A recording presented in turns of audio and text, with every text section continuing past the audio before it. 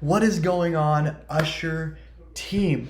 Before we kick off what we're doing, I want to say a couple things. One, thank you so much for serving with us at Back to School Bash. We could not do an event like this without you, and this is a great opportunity we get as a church to reach our community, and we're praying that we will see 300 students at Back to School Bash. And so one, I was going to say thank you for giving up your Wednesday. It means the world to me, it means the world to Josh, and it means the world to our students, whether they recognize it or not.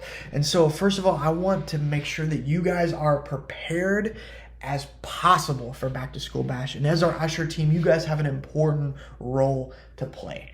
Because we're going to be in the main worship center for Back to School Bash, because we see so many students on a big event like this, we are asking whatever role you're on the front end, we're going to have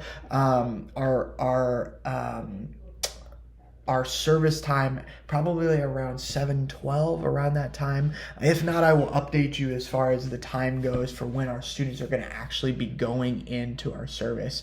But we're asking, hey, if you're on another team like the block party or our atrium team or our games team or our food team, we're asking that you would go ahead and come into our worship centers before we open the doors to let students in. And your guys' role is this. I know it kind of sounds a little like mall patrol, but we really need students to sit in the right area, because students, when they come in, they're going to want to go wherever they want. So we're going to actually have the main two sections stanchioned off, so students can only sit in those sections.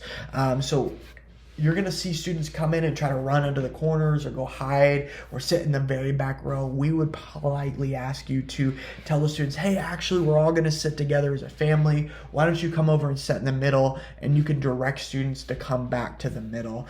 Eventually, you will really find that students the middle section is really gonna start to fill up.